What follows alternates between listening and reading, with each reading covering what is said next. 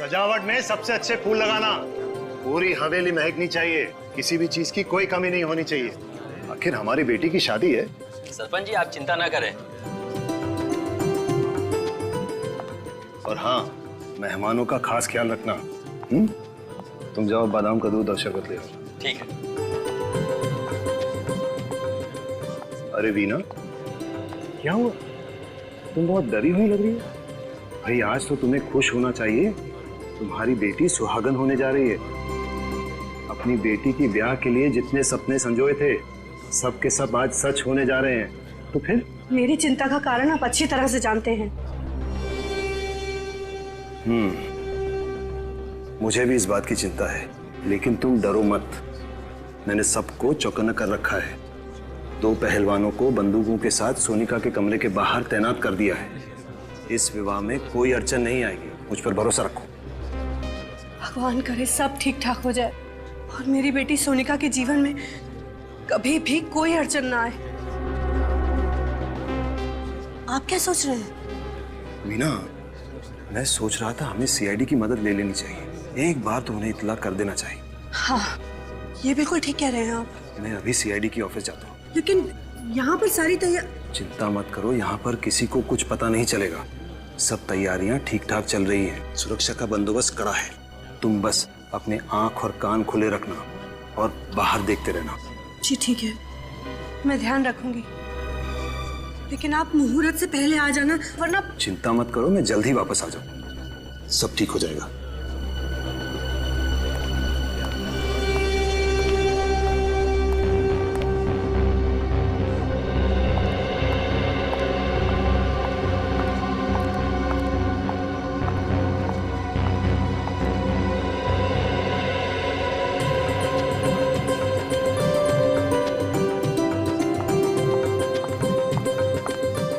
हे भगवान, ये टोकरी कौन यहाँ छोड़ गया है?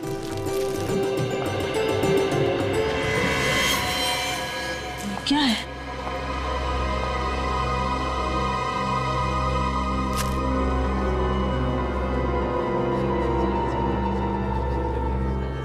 ये खून?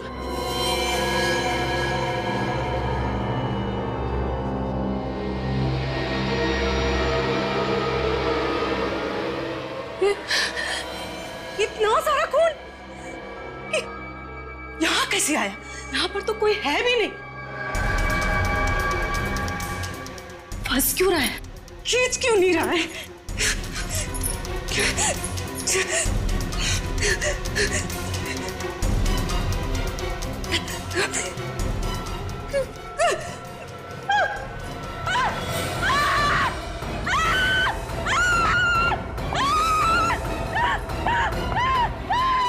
क्या हुआ? इतना चिल्ला क्यों रही हो? इस कमरे में। कमरे में? अंदर। क्या है कमरे में? अरे क्या हुआ? क्या हुआ? इतना शोर क्यों मचा रखा है? ये कह रही है कमरे में कुछ है।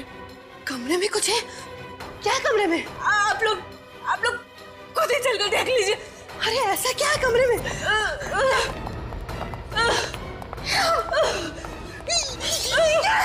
ये खून कैसा? हाँ? किसका खून है? वो बिस्तर के पीछे। बिस्तर के पीछे? बिस्तर के पीछे क्या? ये भगवान! ये क्या? हाँ? ये यहाँ कैसे है? क्या हुआ मालकिन? आप लोगों के होते हुए ये कैसे हो गया? हाँ? कैसे हो गया? मालकिन, हम तो अपनी जगह पर थे, हमें नहीं पता ये सब कैसे हुआ। एक मिनट। अगर आप लोग अपनी जगह छोड़कर आए तो फिर? हे भगवान! हटो मेरे रास्ते से! हटो! सर ये देखिए, उसकी बैंक की डिटेल्स और बाकी सारे फोटोग्राफ्स। ये देखो।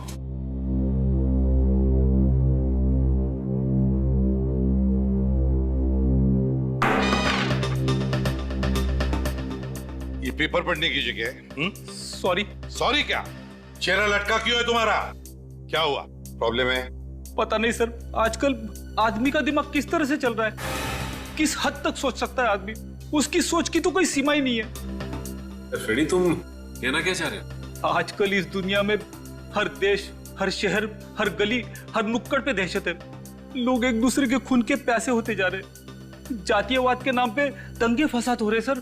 पहले तो आम आदमी आतंकवाद और बम विस्फोट से डरता था, अब तो आम आदमी का सबसे बड़ा दुश्मन बनता जा रहा है सर। पता नहीं किसके दिमाग में कब क्या आ जाए, अचानक उसका दिमाग खराब हो जाता है और 1 मिनट में सैकड़ों लोगों को गोलियों से छलनी कर देता है सर। अगर आदमी किसी और चीज से नहीं मरा ना सर, तो अपनी गंदी सोच की वजह से जरूर मर जाएगा। रेडी, जो तुम कह रहे हो ना, सिर्फ उतना ही नहीं, इस दुनिया में अच्छाइयां भी है, समझे? ये दुनिया अब भी और आज भी उतनी ही खूबसूरत है, समझे? रो मत। हाँ? सर जी, मेरी मदद करो प्लीज। किस तरह की मदद, और आप है कौन? जी, मैं बंगरगढ़ गांव का सरपंच यशवर्धन हूँ। लेकिन किस तरह की मदद चाहिए आपको? दरअसल आज इस वक्त मेरे गांव बंगरगढ़ में मेरी बेटी सोनिका की शादी की तैयारियां चल रही हैं। सरपंच जी, आपकी बेटी की शादी है, ये तो बड़ी खुशी की बात है? तो इसमें हम क्या मदद कर सकते हैं? सर, मैं चाहता हूं कि आप लोग मेरे साथ मेरे गांव बंगरगढ़ आए, ये देखने के लिए कि शादी में सब कुछ ठीक ठाक चल रहा है या नहीं। एक मिनट सरपंच जी, कहीं आप हमसे हिफाजत तो नहीं चाहते? जी देखिए, ये हिफाजत वाला काम हम लोग नहीं करते हैं। जी मैं जानता हूँ, मगर मैंने आप लोगों के बारे में बहुत सुना है, बड़ी उम्मीदें लेके आया हूँ आप लोगों के पास। देखिए यशवर्धन जी, आप समझने की कोशिश कीजिए। अच्छा जी, तो इतना कीजिए कि आप लोग मेरे साथ मेरे गांव आइए, मेरी बेटी सोनिका की शादी में शामिल होइए, खाइए पीजिए, शादी का आनंद लीजिए, बस इतनी विनती है आपसे। सिर्फ यही वजह है, और तो कोई बात नहीं है यशवर्धन जी? जी नहीं।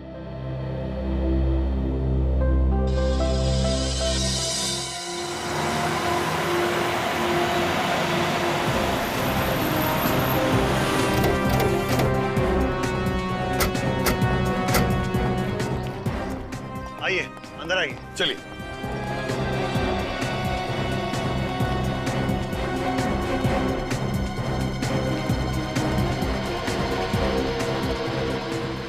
अरे सब लोग कहाँ हैं?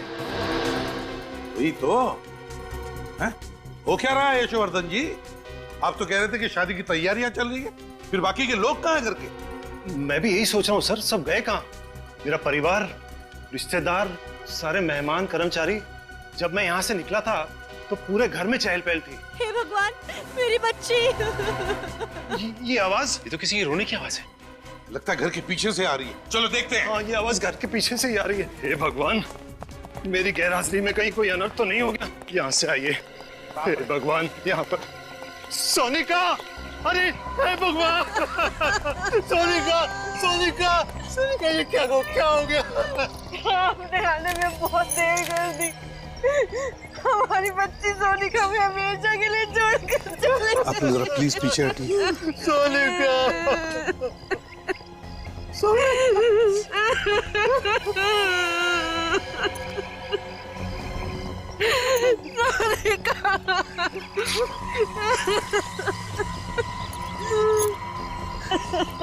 हमारी बच्ची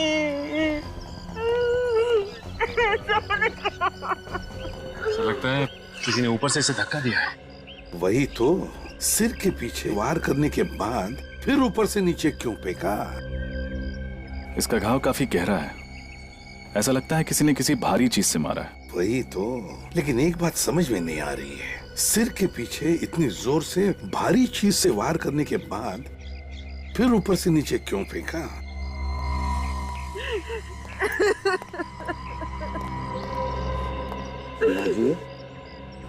देखिए, मैं समझ सकता हूँ कि ये सही वक्त नहीं है आप लोगों के साथ कुछ बात करने का या सवाल पूछने का, मगर अगर हमें खोनी को पकड़ना है तो आपको थोड़ी सी हिम्मत रखनी पड़ेगी, हमारे सवालों का जवाब देना पड़ेगा। एक बात बताइए, जब यशवर्धन जी हमें बुलाने आए थे उस वक्त, मतलब यहाँ से हमारे पास आकर फिर हमारे साथ आने के बीच में क्या हुआ था घर में? सब कुछ इतना जल्दी में हो गया कि कुछ पता ही नहीं चला। पहले कमरे में वो खून, उसके बाद वो कटा हुआ हाथ, उसके बाद मैं सोनिका के कमरे में ऊपर गई तो फिर सोनिका! दरवाजा तो खुला है। सोनिका! कमरे में कोई नहीं। सोनिका! कहाँ चली गई मेरी बच्ची? सोनिका! खिड़की की तरफ क्यों जा रहा है खून? सोनिका! यशोवर्धन जी, आपकी गैर हाजिरी में बहुत कुछ हो गया है। अगर मैं घर छोड़कर गया ही नहीं होता तो ये सब कुछ नहीं होता। हम आपका दुख समझ सकते हैं।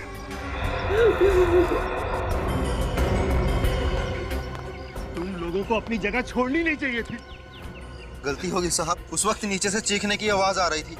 साहब उस समय समझ में नहीं आ रहा था कि हम क्या करें। हमें ऐसा लगा कि नीचे हमारी ज्यादा जरूरत है, इसलिए हम नीचे चले गए साहब।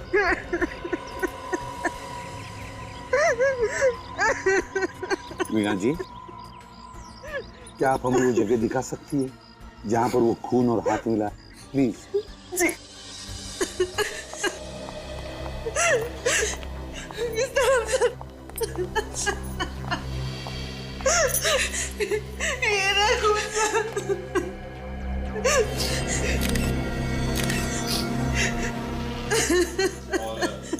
हाथ कहाँ? वो रहा।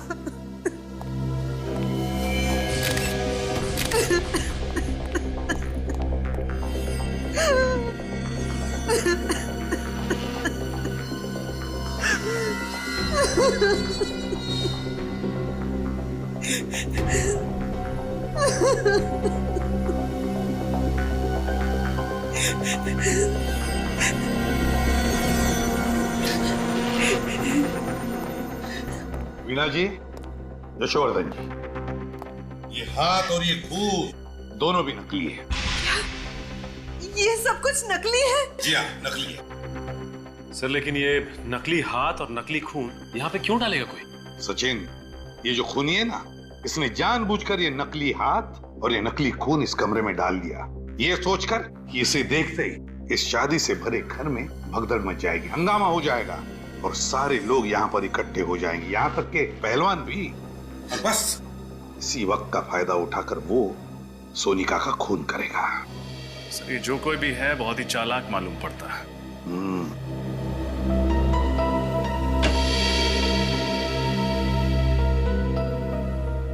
लगता है खूनी पीछे के दरवाजे से अंदर आया है। हाँ सच। अच्छा ये बताइए कि जब आप कमरे के अंदर आई तो क्या दरवाजा खुला हुआ था? हाँ साहब, खुला हुआ ही था। लेकिन उसे अंदर आते हुए किसी ने देखा कैसे? तो किसी ने तो देखा होगा। मैंने तुम लोगों को कितनी बार कहा था कि घर के सारे खिड़की दरवाजे हमेशा बंद रखो। यशोवर्धन जी प्लीज, आप जरा शांत हो जाइए और चलिए हमें सोनिका का कमरा दिखाइए। ये रहा कमरा। माय गॉड,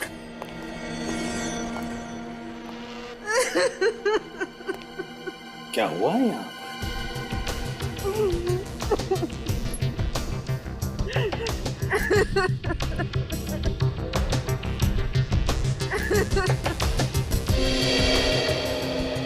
ये क्या है?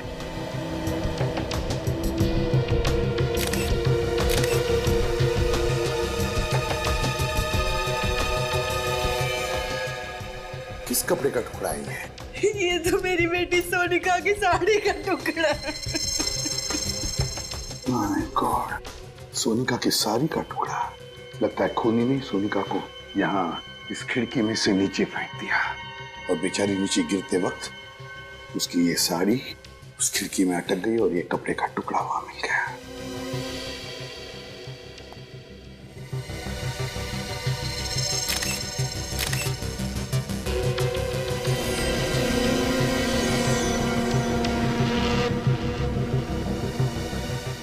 सर ये खून लगा हुआ आवाज उधर कबोर्ड के नीचे।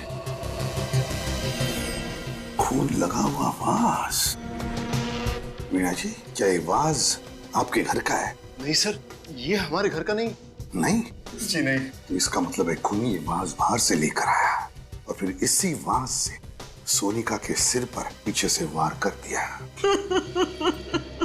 हे भगवान, हम गांव वालों से क्या गलती हो गई? कैसा श्राप दे दिया तुमने? हमारी बेटी को भी खा गया ये श्राप। एक मिनट यशोवर्धन जी, क्या कहा आपने? श्राप? कैसा श्राप? किस श्राप की बात कर रहे हैं आप यशोवर्धन जी? होता क्या है इस श्राप से, जरा बताइए। इस श्राप की वजह से जिस दिन हमारे गांव में किसी भी लड़की की शादी होती है, उसी दिन उस लड़की की मौत हो जाती है। ऐसा होता है इस श्राप से? कब से सिलसिला चल रहा है इस श्राप का? ये कई सालों से। इस श्राप की वजह से हमारे गांव में किसी भी लड़की को शादीशुदा जिंदगी का सुख नसीब नहीं होता। हमारे गांव में हर पिता, हर भाई डर डर के जीता है। आप लोग सच में श्राप जैसी चीजों पर यकीन करते हैं? जी। ये बिल्कुल सही कह रहे हैं। हमारे गांव में इस तरह की वारदातें कई सालों से हो रही हैं। हाँ साहब, सरपंच जी बिल्कुल सही कह रहे हैं। हमने कई बार देखा है दुल्हनों को अपनी नजरों के सामने दम तोड़ते हुए। ये आप लोग किस तरह की बातें कर रहे हैं? आज के जमाने में इस तरह की बात कोई मानता है क्या? देखिए, आप लोगों की सोच आपकी जगह सही है और हमारी सोच हमारी जगह सही है। किसी भी सोच को सही या गलत करार नहीं दिया जा सकता। अच्छा चलो, मान लिया, लेकिन ये जो भी श्राप वाप है, इसकी वजह क्या है? क्या है वजह इसके पीछे?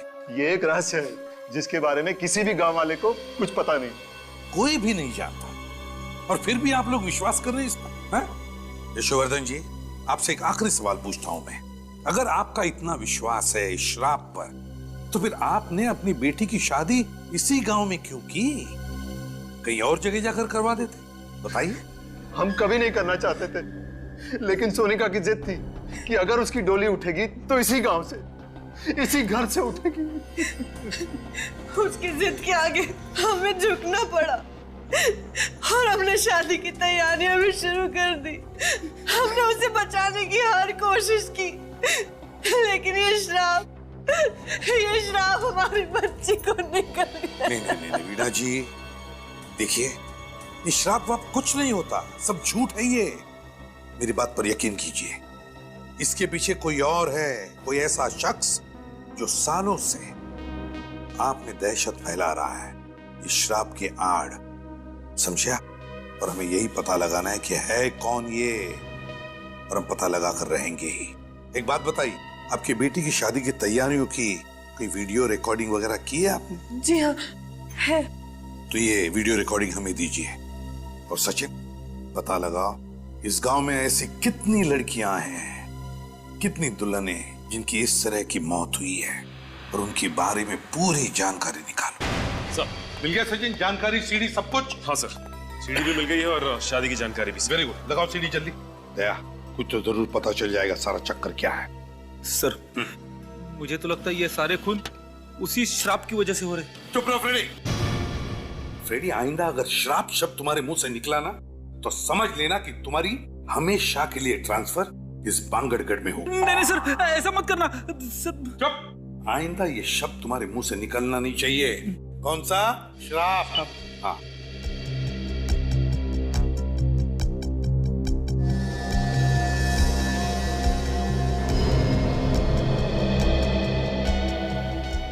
ये देखो, ये नौकरानी बाहर आ गई। गड़बड़ हो गई है, घर के सारे लोग इकट्ठा हो गए। नौकरानी कुछ कह रही है। ये सारे के सारे इस कमरे के अंदर गए। इसी कमरे में वो नकली हाथ और नकली खून मिला था। दोनों पहलवान भी आ गए, चौकीदार ये भी अंदर गए। इसका मतलब है घर के सारे लोग इस कमरे के अंदर हैं। ये कौन है? ये लाल साड़ी वाली औरत? अरे, तो ऊपर जा रही है। सर, यहाँ पे भगदड़ मच गई, बाकी के सारे लोग इस कमरे में गए। ये ऊपर की तरफ जा रही है। ऊपर तो सोनिका का कमरा है सर। हाँ, ऊपर तो सोनिका का कमरा है। देखा फ्रेडी, ये कोई श्राप वाप का चक्कर नहीं, ये इस लाल साड़ी वाली औरत का चक्कर है। दया, कहीं ऐसा तो नहीं कि सोनिका का खून इस लाल साड़ी वाली ने ही किया है? सर, रिवाइंड करना सर। बस प्ले करो सर। जरा इस औरत की चाल को जरा गौर से देखना, कुछ तो गड़बड़ है सर। हाँ दया, चाल तो मर्दाना लगती है। सर, कहीं ऐसा तो नहीं कि कोई आदमी ये साड़ी पहन के अंदर जा रहा है? हो सकता है, और इसी आदमी ने सोनिका का खून किया है। सर, अगर इसी आदमी ने उन बाकी दुल्हनों को मारा है, तो हो सकता है उनकी शादी पर भी ये गया हो लड़की बन के। बिल्कुल सचिन, सारी जानकारी है ना इसमें? हाँ सर, लेकिन सर शादी की डेकोरेशन करने वाले तो सारे लोग अलग थे, यहाँ तक कि केटरर भी अलग, और तो और शादी में जो मेहमान आए थे वो भी अलग है। एक शादी में जो आया वो दूसरी में नहीं है। अच्छा, पांचों शादियों में सारे के सारे लोग अलग अलग थे? यहां तक कि मेहमान भी। लेकिन ये क्या, इन 5 शादियों में एक आदमी कॉमन है। कौन सा? पंडित जी, दया जगनलाल पंडित। लेकिन सर सोनिका की मौत तो शादी की रस्में शुरू होने से पहले ही हो गई थी। उस वक्त पंडित जगनलाल तो पहुंचा भी नहीं होगा सर। अगर आने वाले तो थे पंडित जगनलाल, तो कहीं ऐसा तो नहीं कि सोनिका का खून इस पंडित जगनलाल ने ही किया, लाल साड़ी पहनकर? हो सकता है सर, या तो वो खुद खूनी है या फिर खूनी के साथ मिला हुआ है। इस पंडित जगनलाल को मिलना ही पड़ेगा।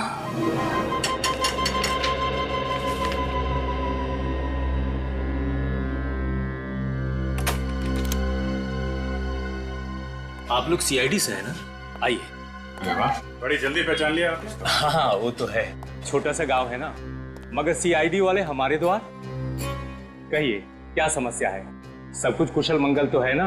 पंडित जी, अगर सब कुछ कुशल मंगल होता तो हम लोग यहाँ पे नहीं आते। वैसे आप तो जानते ही होंगे ना कि आपके ही गांव की एक लड़की सोनिका, उसका खून हो गया। हाँ मैं जानता, बहुत बुरा हुआ।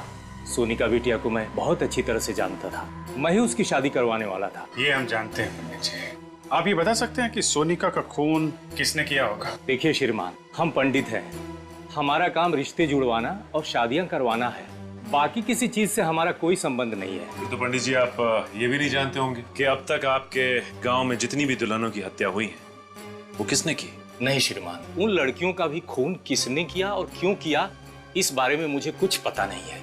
ये सारी बातें मेरी समझ से परे है। लेकिन पंडित जी, हमारी समझ में कुछ कुछ आ गया है। फिलहाल अभी हम लोग जा रहे हैं, लेकिन आपको परेशान करने दोबारा आएंगे। जी जरूर।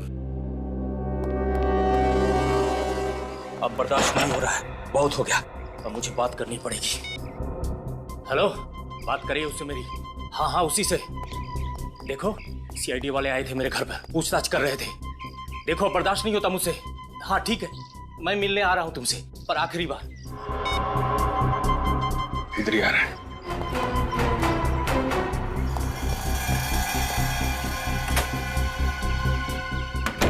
हे प्रभु, रक्षा करना मेरी, ये किस धर्म संकट में डाल दिया।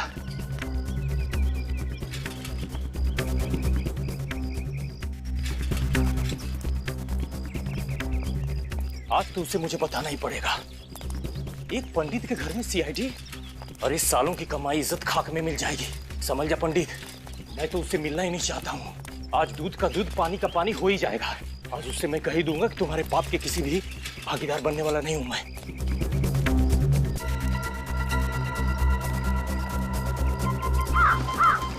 अभी तो यही था सर, अचानक गायब हो गया। कहीं नजर नहीं आ रहा है। देखो यहीं कहीं आसपास छुपा होगा। सर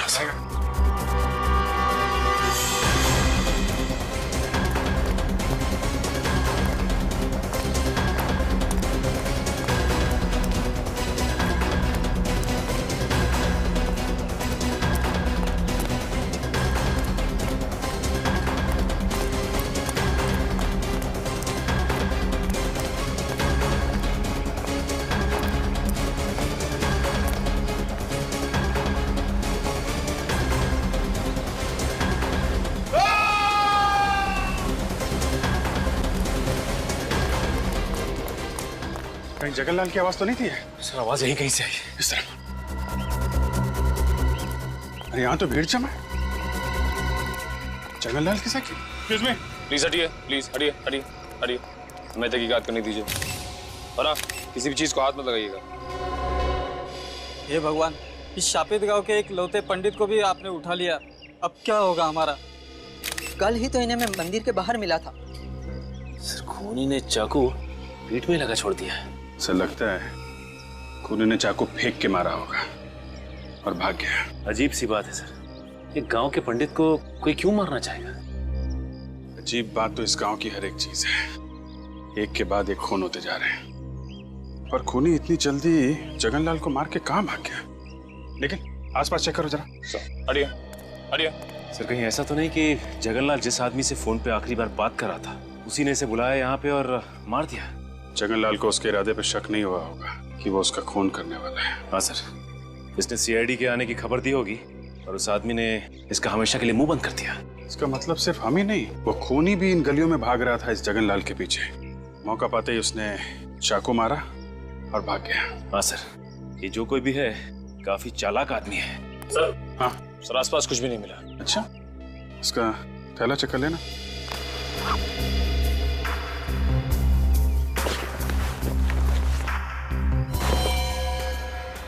मोबाइल चेक करो, आखिरी कॉल किसको किया था? सर आखिरी नंबर तो कोई लैंडलाइन नंबर है। लैंडलाइन लगा लो। रिंग तो बज रही है सर। सर घंटी यहाँ भी बज रही है कहीं पे। कट करना, फिर से लगा।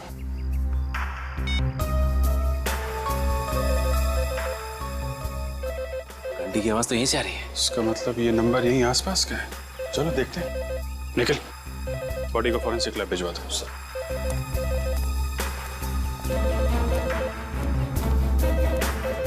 आवाज यहीं से आ रही है।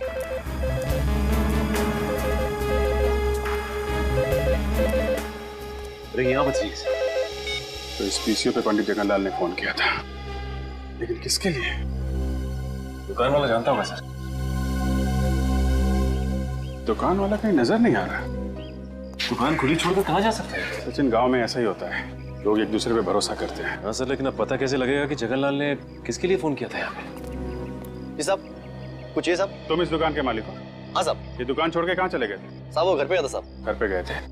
यहाँ बगल में पंडित जगनलाल का खून हो गया और तुम घर पे क्या कर रहे थे? क्या साहब, पंडित जी का खून हो गया साहब? कितनी देर हुई दुकान छोड़ के गए? साहब 5 मिनट पहले गया था साहब मैं। 5 मिनट पहले? हाँ साहब। अच्छा ये बताओ कि 8-10 मिनट पहले यहाँ पे किसी का फोन आया था क्या? हाँ साहब, थोड़ी देर पहले पंडित जी का फोन आया था मनीष बाबू के लिए साहब। मनीष बाबू? कौन है ये मनीष बाबू? साहब वो जो घर दिख रहा साहब, साहब वहीं पे रहता साहब वो। अच्छा मनीष, ये मनीष बाबू का फोन अक्सर यहाँ पे आता रहता है क्या? हाँ साहब, उन्होंने बोल के रखा साहब कि जब भी उनका फोन आया तो उनको बोल देना, तो बोल देता था साहब मैं। तो उनके पास खुद का फोन या मोबाइल नहीं है क्या? नहीं साहब, जहाँ तक मैंने देखा है उनके पास खुद का मोबाइल फोन नहीं है साहब। जब भी फोन करना होता साहब वो मेरे पास ही आते साहब। अभी होंगे मनीष बाबू घर पे? हाँ साहब, ज्यादातर वो घर पे रहते साहब। क्या दिखाओ घर की जगह। चलिए साहब। साहब यही है मनीष बाबू का घर साहब। यहाँ पे तो ताला लगा हुआ है। जगनलाल का खून करके फरार हो गया। ये आदमी हाथ कैसे लगेगा सर? एक काम करते हैं, घर की तलाशी लेते हैं। खोलो ताला।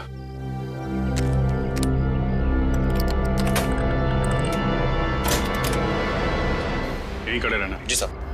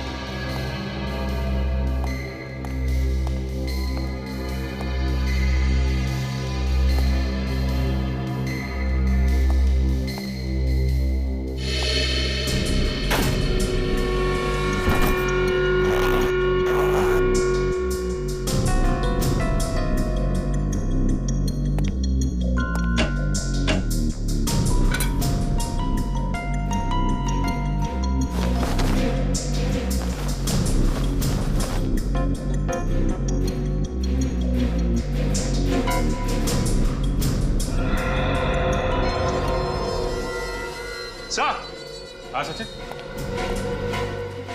सो ये देखिए, ये साड़ी। ये साड़ी? ये तो वही साड़ी है ना जो सोनिका के कातिल ने पहनी थी। हाँ सर, और हमने फुटेज में ये भी देखा था कि एक आदमी इस साड़ी को पहन के सोनिका के कमरे में घुस रहा था। इसका मतलब मनीष ने सोनिका का खून किया है। उसने पंडित जगनलाल का भी खून किया है। कहीं ऐसा तो नहीं थी इस गांव में जितनी दुल्हनों की हत्याएं हुई हैं, इन सब के पीछे ये मनीष ही है। एक काम करो, देखो और कुछ मिलता है क्या।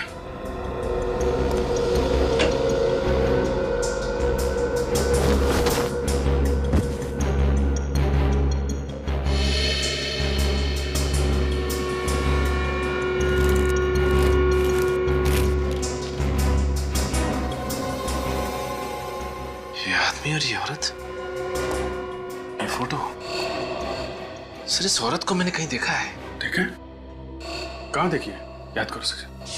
सोनिका के कमरे में जो फोटोग्राफ्स थी, उसमें ये लड़की भी थी। सोनिका के घर पे? इसका मतलब सोनिका इस औरत को जानती होगी। और ये आदमी भी था फोटो में? सर ये आदमी तो नहीं था। फिर ये कौन है? जरा उस दुकान वाले को बुला। भाई साहब जरा अंदर आइए। जी साहब। अरे देखो, ये आदमी मनीष है। नहीं साहब, ये मनीष बाबू नहीं है साहब। क्या? ये मनीष बाबू नहीं है? नहीं साहब, मनीष बाबू की तो दाढ़ी है, मूछें है और वो चश्मा भी पहनते साहब, और उनकी उम्र भी ज्यादा है साहब। ये मनीष बाबू हो ही नहीं सकते साहब। अच्छा, इस औरत को देखा कभी? नहीं साहब, इन्हें मैंने पहले कभी नहीं देखा साहब। सर हमें साड़ी तो मिल गई है, लेकिन इसका कहना है कि ये आदमी मनीष नहीं है। तो कहीं ऐसा तो नहीं कि जो आदमी सोनिका के कमरे में भेस बदल के गया था उसे मारने के लिए, वो आदमी ये फोटो वाला आदमी हो सकता है ये मनीष का कोई रिश्तेदार या फिर जान पहचान वाला हो। एक बात बताओ, ये मनीष आदमी कैसा है? मनीष बाबू को इस गांव में आए हुए 1 साल हुआ है। मैं उनके बारे में इतना कुछ नहीं जानता साहब। वो यहाँ पे अकेले रहते थे या इनके साथ कोई और भी रहता था? हाँ साहब, अकेले ही रहते थे साहब। अकेले? हाँ साहब। किसी को देखा यहाँ पे आते जाते उनसे मिलते? नहीं साहब, मैंने किसी को उनके घर पे आते जाते नहीं देखा साहब। ठीक, तुम जा सकते हो। अगर इस औरत की फोटो यशवर्धन के घर में है तो यशवर्धन इस औरत के बारे में जरूर जानता होगा। चलो यशवर्धन से मिलते हैं।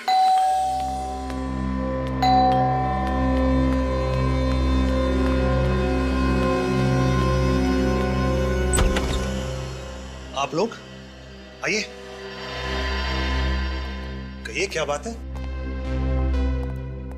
हर्षवर्धन जी, आपसे कुछ पूछना है। जी कहिए। कि इस औरत को पहचानते हैं? ये फोटो आपको कहां से मिली? ये बहुत लंबी कहानी है। जानते हैं आप इसे? जी, इसे कैसे भूल सकता हूं मैं। इसी की वजह से तो हमारे खानदान की इतनी बदनामी हुई। नाक कटवा दी थी इसने हमारी बिरादरी में, किसी को मुंह दिखाने लायक नहीं छोड़ा था। ऐसा क्या किया इन्होंने? और है कौन ये? ये मेरी चचेरी बहन थी, शिवानी। चचेरी बहन? जी हाँ, अब जिंदा नहीं है। मार डाला मैंने इसे। आपने मार दिया इसे? जी हाँ।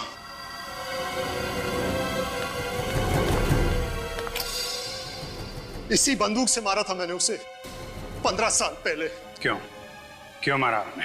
शिवानी को धीरज से प्यार हो गया था और धीरज हमारी बिरादरी का नहीं था। और धीरज ये है? जी हाँ, यही है धीरज।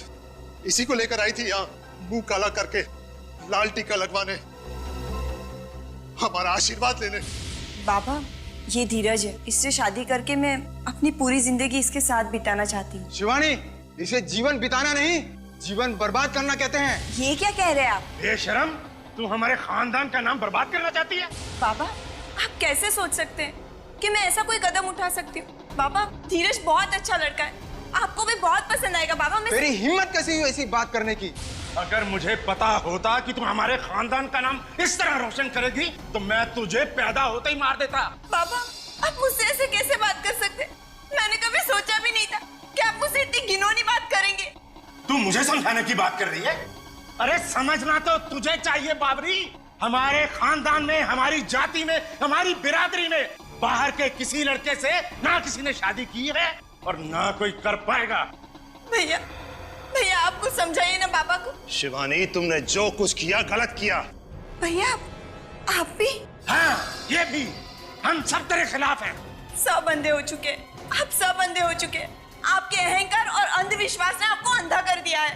बाबा, धीरज दूसरी बिरादरी का हुआ तो क्या हुआ? वो अच्छा इंसान नहीं हो सकता। बाबा, मैं आपसे विनती करती हूँ, हमें अपना आशीर्वाद दे दीजिए। हमें अपना आशीर्वाद दे दीजिए। कभी नहीं, जब तक मैं सलामत हूँ कभी नहीं। लेकिन बाबा, वो शिवानी, इनके सामने अपने आंसू बहाने से कोई फायदा नहीं। चलो। बाबा, धीरज वो शिवानी, इनको अगर हमारी बात नहीं मानी तो ना सही, इनके आशीर्वाद के बिना हम अपनी नई जिंदगी शुरू करेंगे, अपना नया घर बसाएंगे। चलो। लेकिन कहीं नहीं जाओगे तुम। देखिए, आप लोग हमारा कुछ नहीं बिगाड़ सकते। शिवानी आप बालिक है। चलो शिवानी। बस, मैं कहता हूं चलो। अब बहुत हो चुका। यशवर्धन, बंदूक लेकर आओ। ये क्या कर रहे हैं आप? यश नहीं, शिवानी आपकी बहन है। छोड़ो मुझे। गोली चलाओ, चलाओ गोली। यशवर्धन, चलाओ गोली। धीरज, धीरज। यशवर्धन, हर्षवर्धन, लाशों को ठिकाने लगा दो। पिताजी के दबाव में आके मार दिया मैंने इन दोनों को, और इसी वजह से मैंने इन्हें आज तक माफ नहीं किया। ऑनर किलिंग, इस तरह किसी की जान लेने में कैसा सम्मान? क्या मिलता है आप लोगों को ये सब करके? सचिन, गन ले लो इनके। लाइए, जरा लाइए। अरेस्ट करें सर? गिरफ्तार तो करेंगे ही। जो गुनाह इन्होंने किया है उसकी सजा तो इन्हें भुगतनी पड़ेगी। सचिन, इस धीरज की फोटो मनीष के घर में है, कुछ समझे? हाँ सर, इसका मतलब मनीष और धीरज एक दूसरे को अच्छी तरह से जानते थे, दोस्त थे एक दूसरे के, और धीरज की जान का बदला लेने के लिए मनीष ने इनकी बेटी सोनिया को मार दिया। जल्द से जल्द इस मनीष को ढूंढना होगा। ये धीरज मरा है और मनीष जिंदा है, और मरे हुए धीरज की फोटो मनीष के घर में हमें मिली। ये कैसे? कुछ ना कुछ तो चक्कर है दया, कुछ ना कुछ तो गड़बड़ है। कैसी गड़बड़ सर? दया, फोटो में जो दिख रहा है ना, उसे नहीं देखते। जो फोटो में नहीं दिख रहा है उसे ढूंढने की कोशिश करते हैं, उसे ढूंढने की कोशिश करते हैं। क्या मतलब सर? मतलब अभी पता चल जाएगा रजत, अभी पता चल जाएगा। फ्रेडी, स्केच आर्टिस्ट को लेकर आओ, और सचिन, बांगड़गढ़ के पीसीओ वाले को लेकर आओ, उस पीसीओ वाले को जिसके पीसीओ पर मनीष को फोन आया करते थे।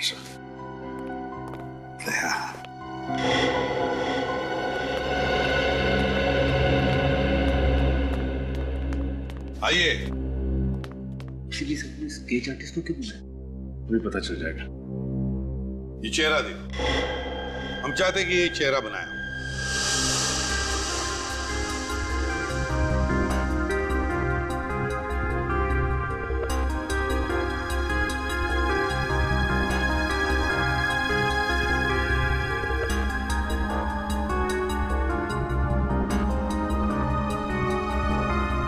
वाह, बढ़िया है। एक काम करो, अब इस चेहरे पर मोटी सी मूछें और दाढ़ी भी बनाओ। हाँ? एक मिनट मत बनाइए, ये चेहरा ऐसे ही रहने दीजिए। इस दूसरे पेपर पर बिल्कुल ऐसा ही चेहरा बनाओ, ऐसा ही चेहरा, लेकिन थोड़ा उम्र में ज्यादा, एक 10-12 साल, और फिर उस चेहरे पर मूछें दाढ़ियां लगाओ। हाँ? हाँ। और हाँ, चश्मा भी चाहिए उसे, मोटा सा। ठीक है, काले फ्रेम वाला।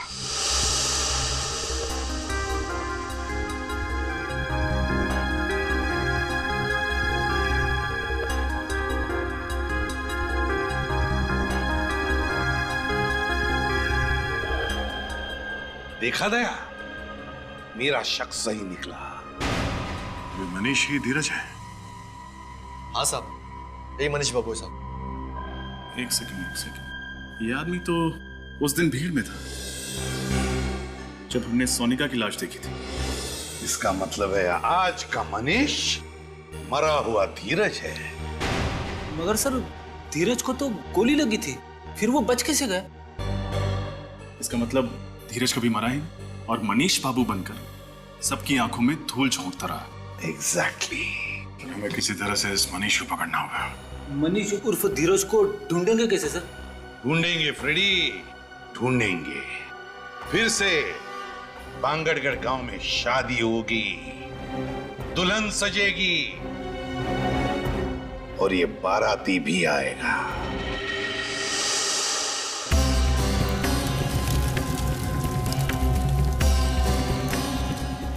रजत, तैयार रहना, वो आएगा। दुल्हन को मारने जरूर आएगा। दुल्हन को हम आज तक नहीं आने देंगे सर। आप फिक्र मत कीजिए, उसके आगमन के लिए हम पूरी तरह तैयार हैं।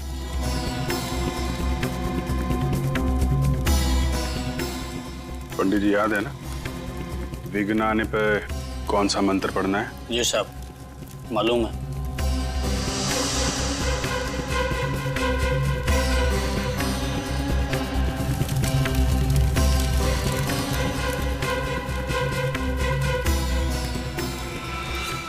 अरे, ये बिजली को क्या हुआ? खूनी आ चुका है। रजत, तैयार है ना? ये बिजली नहीं, कुछ और ही है। सही कहा तुमने, हमारे गांव के दुल्हनों पर किसी तरह का श्राप लगा है। ये बिजली उस श्राप की वजह से ही गई है। हाँ, ये श्राप कहीं हमें भी ना ले डूबे। हाँ, यहाँ से भाग जाने में हमारी समझदारी है। हमें शादी में आना ही नहीं चाहिए था। चलो यहाँ से। हाँ चलो। एक्सक्यूज मी, एक मिनट। कहाँ जा रहे हैं आप लोग? कोई भी कहीं नहीं जाएगा, बाहर नहीं जाएगा कोई भी। आप लोग यहीं रुकिए प्लीज, कहीं मत जाइए। देखिए हमें जाने दीजिए, हम लोग मरना नहीं चाहते। कुछ नहीं होगा, हम लोग यहाँ पर है ना। आप लोग प्लीज कोई बाहर नहीं जाएगा, यहीं रुकिए। साहब अभी तक वो नजर नहीं आया। तुम घबराओ मत, मैं देख के आता हूँ क्या हुआ है। रुकिए प्लीज। साहब वो अंदर आ गया, दुल्हन की तरफ बढ़ रहा है।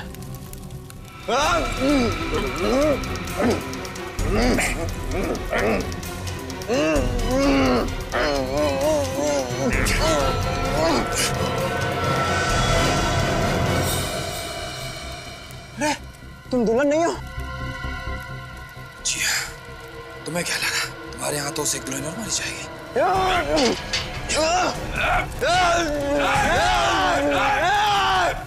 आगे मत आना, जला दूंगा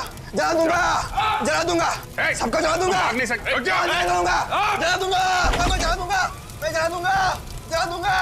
मैं जला दूंगा। मशाल लेके कहाँ भाग रहा? ओलंपिक खत्म हो गया, रुक जा। मैं जला। कहाँ जा रहा है? जला मैं, हाँ अपने आप को जला दूंगा। अपने आप को जला लेगा? मैं अपने आप को जला सकता हूँ।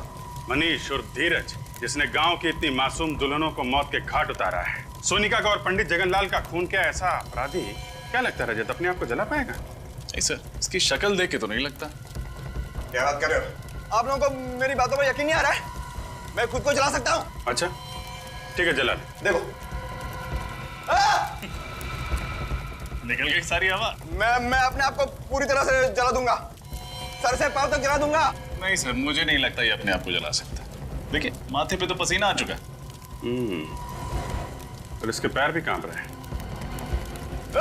जलाऊं तुझे? जलाऊं?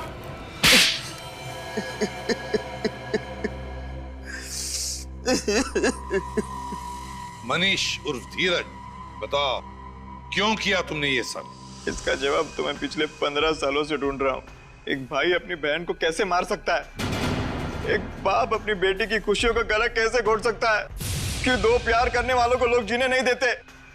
मैं अपनी शिवानी के साथ आशीर्वाद लेने उसके घर गया था और मिला क्या? धीरज! तुम बच कैसे गए? जिसको राम राखे उसको कौन चाखे। एक गांव वाले ने यशवर्धन और हर्षवर्धन को मुझे और शिवानी की लाश को ठिकाने लगाते हुए देख लिया था जंगल में। उसी ने मुझे बचाया। कई सालों तक मैं बेहोश था और जब होश में आया तो मुझे शिवानी की मौत की खबर मिली और मैं गुस्से से पागल हो गया और मैंने सोचा कि मैं बदला लूंगा। बदला लेने के लिए तुमने पांगड़गढ़ गांव की सारी दुल्हनों को मार दिया। हाँ, और इसी वजह से गांव वालों के मन में श्राप का डर और भी गहरा होता गया। हाँ, आप लोगों की वजह से मुझे बहुत परेशानी हुई, लेकिन मकसद तो पूरा करना ही था। इसलिए औरत के भेष में यशवर्धन के घर के बेडरूम के पीछे के दरवाजे से मैं अंदर गया। नकली हाथ और नकली खून रखा, मेहमानों में शामिल हो गया और जब तमाशा हुआ तो पहलवान नीचे आ गए और मैं सोनिका के रूम में दाखिल हो गया। अपने साथ लाए हुए फ्लावर वास से मैंने उसके सिर पर मारा और उसे खिड़की के बाहर फेंक दिया। और जगनलाल पंडित, उसको भी तो तुमने ही मारा। क्या बिगाड़ा था उसने तुम्हारा? वो आप लोगों को सब कुछ सच सच बताने वाला था, इसलिए उसे भी मारना पड़ा। तो कहीं ऐसा तो नहीं कि इस जगनलाल पंडित ने तुम्हें 15 साल पहले बचाया था? हाँ, उसी ने मुझे बचाया था। भगवान ने तुम्हें दूसरी जिंदगी दी, एक नया मौका दिया जीने का, और तुमने क्या किया? अपना बदला पूरा करने के लिए गांव की मासूम लड़कियों की जानें ली। उनकी शादी के दिन अब तो भगवान भी तुम्हें माफ नहीं करेगा। तुम्हें तो फांसी होकर ही रहेगी। For more updates, subscribe to our channel, click the show links and enjoy watching the videos.